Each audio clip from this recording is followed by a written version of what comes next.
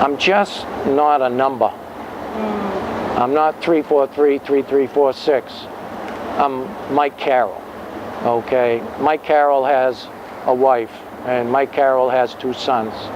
And those are the first questions that when I come like to see Marcy, she'll say, how's Sherry doing? That was Mr. Carroll, who came to me with new diabetes, new onset, pretty extreme presentation, with a history of pancreatic cancer, a remote history. So I could go on about insulin and insulin resistance and weight loss or weight gain and all those things, but the elephant in the room is the cancer coming back. So we cleared the deck, and that's what we talked about. She looked us both in the eyes and said, look, I'm going to get you through this. The Stoeckle Center is a center started here at Mass General 10 years ago. It was named after John Stoeckle, who was the father of primary care here. His interest became, throughout his career, the doctor-patient relationship.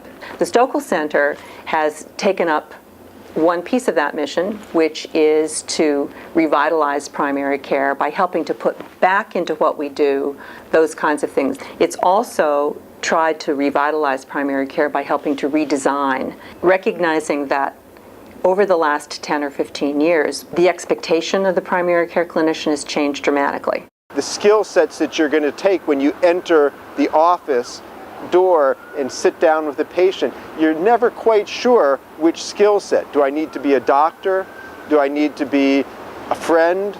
Do I need to be strict? Do I need to push them? Do I need to lay back? This job is one where you'll never get bored, where there's a different problem or diagnosis in every exam room. So your medical skills will be challenged every day in a way that never gets old.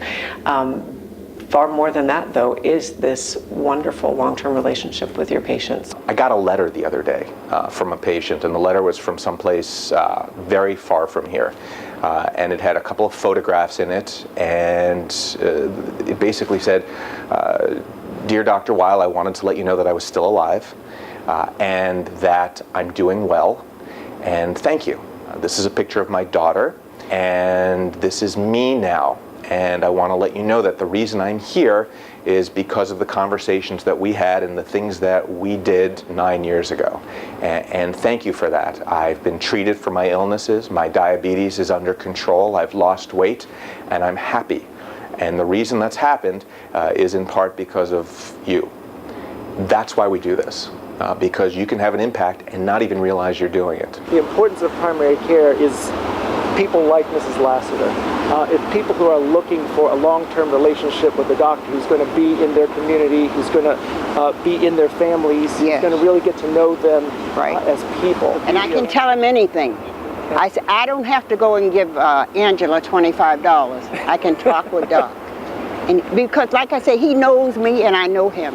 I know his heart and he knows my heart. We feel like a part of each other's families. That's it, exactly. Dr. Stoeckle, who's like the father of primary care here at MGH, that was what his focus was, and he kind of embodied what Francis Peabody said, that the care of the patient is in caring for the patient. It wasn't that he got to know us as doctor and patient, but it was more like a friend or a person. He got to know us first. Well, I think when you see people over the years, you learn so many bits and pieces about them in terms not only of the diseases they have and the disabilities they have, but you know how they cope with them and who else in the family try to help them, all the sort of, if you will, stories around what they've got. I think that's part of doctoring, basically, that you have to not only deal with the disease the patient has, but with the illness. If you leave patients with hope and a sense that they're not alone, that feels very differently than a very clinical sort of scientific, and here's a piece of paper, go home and read about your condition.